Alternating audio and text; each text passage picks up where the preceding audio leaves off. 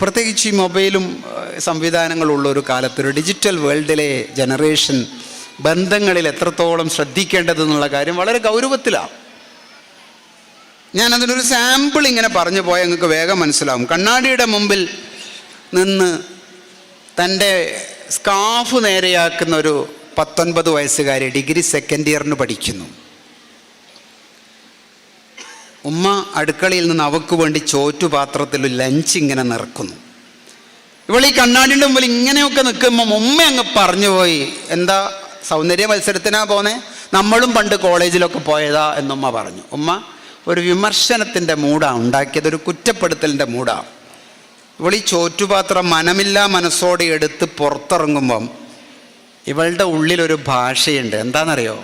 ഈ ഉമ്മ അല്ലെങ്കിൽ ഇങ്ങനെയാണ്, ഉമ്മക്ക് എന്നെ മനസ്സിലായിട്ടില്ല, എന്നെ മനസ്സിലാക്കുന്ന ആരും എൻ്റെ വീട്ടിലില്ല എന്ന് പറയുന്ന വേറൊരു ഡയലോഗ് അവിടെ വരും. ഇത് ഹൃദയത്തിൻ്റെ ഒരു വേദനയാണ്. ഇതും കൊണ്ട് പുറത്തുപോയ കുട്ടി ബസ് ഷെൽട്ടറിൽ ഇങ്ങനെ ബസ് കാത്ത് നിൽക്കുന്ന ഒരു രംഗം ആലോചിച്ച് നോക്കുക. എല്ലാ നാട്ടിലും ഇതുണ്ട്.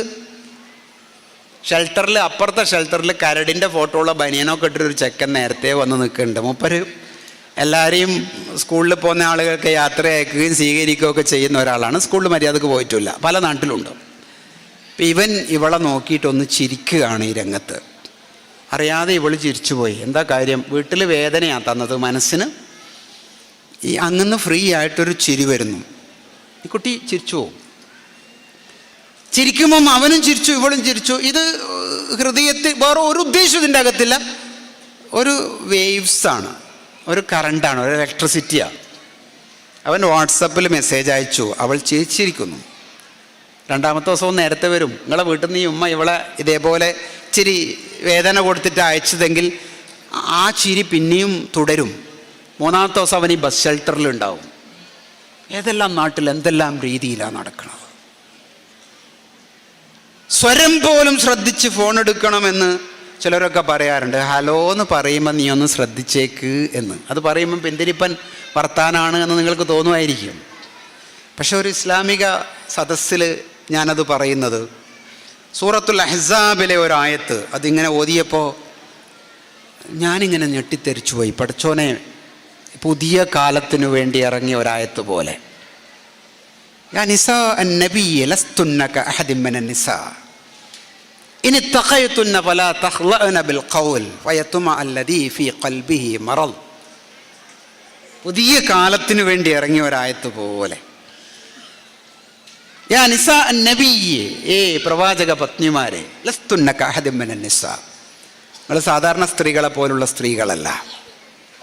ഇനി തഖയ്തുന്ന, നിങ്ങൾ തഖ്വയുള്ള ബോധമുള്ളവരാണെങ്കിൽ, ഫലാ തഖ്ലഅന ബിൽ ഖൗൽ, നിങ്ങൾ വാക്കിൽ രസം പുരട്ടി വർത്താനം പറയരുത് എന്ന്.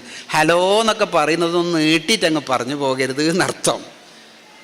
അങ്ങനെ പറഞ്ഞാൽ എന്താ സംഭവിക്കുക? ഫയത്മഅ അല്ലദീ ഫീ ഖൽബിഹി മറദ്, ഹൃദയത്തിൽ രോഗമുള്ള കുറച്ച് ആൾക്കാർ ആരുടെ എല്ലാം ഉണ്ട്, അവരുടെ ഉള്ളിലൊരാശ വന്നേക്കാം. ത്വമ എന്ന് പറയുന്ന വാക്കിനർത്ഥം ആശ, അൽച്ച എന്നൊക്കെയാ, ഡിസയർ.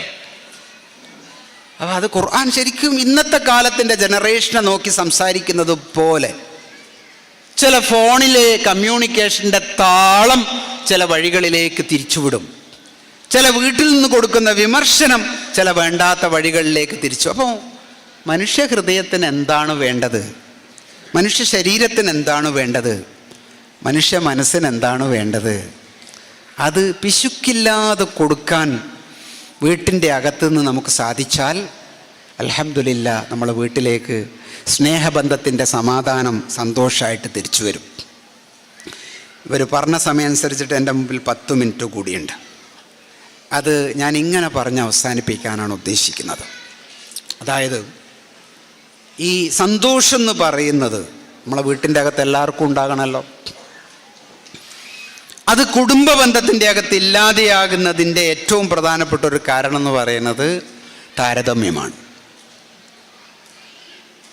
ഭർത്താവ് അപ്പുറത്തെ വീട് നോക്കി താരതമ്യം ചെയ്യാം, ഭാര്യ ഇപ്പുറത്തെ വീട് നോക്കി താരതമ്യം ചെയ്യാം. ഒരു നാട്ടിലൊരു വീട്ടിൽ കൂടൽ നടന്നാൽ ചില അടുക്കളയിൽ അടിയാണത്ര. എന്താ കാര്യം? വന്നിട്ടൊരു ഡയലോഗുണ്ട്, കണ്ട മനുഷ്യ വീടുണ്ടാക്കുമ്പോൾ ഇങ്ങനെ ഉണ്ടാക്കണം, ഇവിടെ കണ്ടോ ഒരു കബറ് പോലെ ഉണ്ടാക്കി വെച്ചിരിക്കുന്നു, ആ വീട്ടിലെ അടുക്കള കണ്ടോ ഇങ്ങനെ വെറുതെ.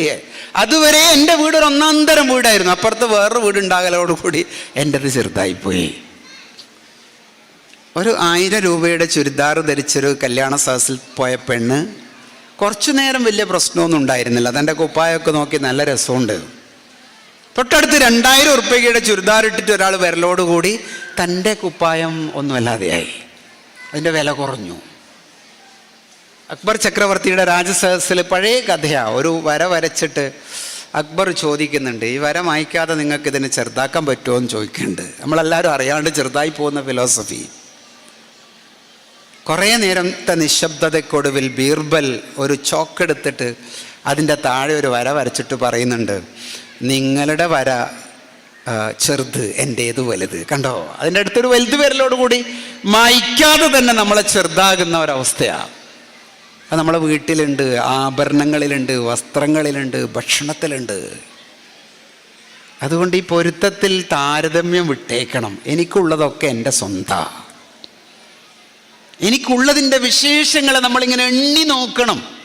എണ്ണി നോക്കുമ്പോൾ നിങ്ങൾക്കറിയാം എന്തുമാത്രം നന്മകളുണ്ട് എൻ്റെ ഭർത്താവിന് എന്ന്, എന്തുമാത്രം നന്മകളുണ്ട് എൻ്റെ ഭാര്യയ്ക്ക് എന്നുണ്ട്, എന്തുമാത്രം അനുഗ്രഹങ്ങൾ അള്ളാഹു എൻ്റെ വീട്ടിൽ തന്നിട്ടുണ്ട് എന്ന്. ഒരിക്കൽ ഇതേപോലെ ഒരു കൗൺസിലിംഗ് സെഷനിലൊരു ഭാര്യ ചുരുക്കി പറയാം ഇങ്ങനെ വന്നിട്ട് പറഞ്ഞു, എൻ്റെ ഹസ്ബൻഡ് 10-15 കൊല്ലമായി മക്കളെ നോക്കുന്നില്ല, ഭയങ്കര പിശുക്കനാ, പ്രശ്നക്കാരനാ, ഉള്ളതെല്ലാം അങ്ങനെ ഇങ്ങനെയൊക്കെ ചെയ്യുന്നു എന്ന് പറഞ്ഞപ്പോൾ ഈ ആണിനോട് സംസാരിച്ചു. പെണ്ണിനെ വീണ്ടും വിളിച്ചിട്ട്, ഞങ്ങളുടെ ഒരു ടീമാണ് വർക്ക് ചെയ്യുന്നത്, ഞങ്ങളൊരു തമാശ പറഞ്ഞു, നിങ്ങളെ ഭർത്താവ് കള്ളുകൂടിയനാ പറഞ്ഞു.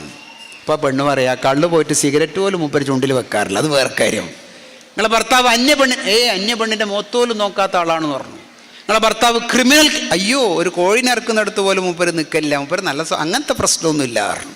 4മത്തത് മോഷണമൊക്കെ, അയ്യോ അതൊന്നുമില്ല, ഒരു വാപ്പ കൊടുക്കാത്ത സ്വത്തിന് പോലും ചോദിക്കാത്ത ആളാന്ന് പറഞ്ഞു. ഈ സ്ത്രീക്ക് ഞങ്ങളുടെ ഒരു ബ്രീഫിംഗ് എന്ന് പറയുന്ന ഒരു ടെക്നിക്കുണ്ട്. ഞങ്ങൾ സ്ത്രീയോട് പറഞ്ഞു, അന്യ പെണ്ണിൻ്റെ മുഖത്ത് നോക്കാത്ത, ഒരു കോഴിനെ ഇറക്കുന്നിടത്ത് പോലും നിൽക്കാത്ത, നല്ല മനസ്സുള്ള, ഒരു അന്യൻ്റെ മുതൽ ആഗ്രഹിക്കാത്ത, കള്ളു പോയിട്ട് സിഗരറ്റ് പോലും ചുണ്ടിൽ വെക്കാത്ത ഒരു നല്ല ഹസ്ബൻഡിനെയാണോ നിങ്ങൾ വേണ്ടാതെ പറയുന്നതെന്ന് പറഞ്ഞപ്പോൾ ഈ പെണ്ണ് പറയാ, ഓർക്ക് അങ്ങനെയൊക്കെ ഗുണമുള്ളത് ആരാ ചിന്തിക്കുന്നത് എന്ന് പറഞ്ഞു. ഉണ്ടോ, അവനവൻ്റെ വീട്ടിൽ അവനവൻ്റെ കയ്യിലുള്ള മക്കൾക്കും ഭാര്യയ്ക്കും ഭർത്താവിനും എന്തൊക്കെയോ ഉണ്ട് എന്ന് നമ്മൾ വിചാരിക്കണം.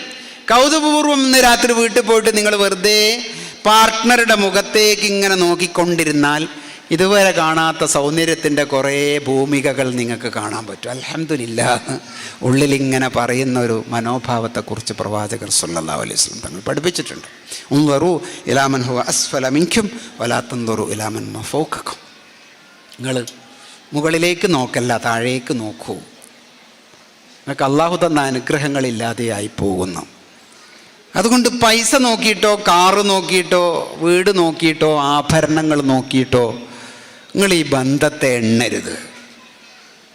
രാവിലെ വീട്ടിൽ പോയിട്ട് വൈകുന്നേരം എത്തുന്നത് വരെ 2 കയ്യിലും സാധനം കൊണ്ട് കയറി വരുന്ന ഒരു ഹസ്ബൻഡിന് നിങ്ങൾ കൊടുക്കേണ്ടത് സ്നേഹമൊന്നുമല്ല. നിങ്ങൾ ആണിന് സ്നേഹമൊന്നുമല്ല വേണ്ടത്.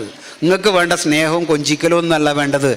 ആണിന് പെണ്ണ് കൊടുക്കേണ്ടത് അംഗീകാരത്തിൻ്റെ ഒരു സ്പേസാണ്. ഒരു ലീഡർ എന്ന് പറയുന്നത് കൊടുക്കണം. അത് ആണിന് കിട്ടിക്കഴിഞ്ഞാൽ ആണ് ഹാപ്പിയാകും.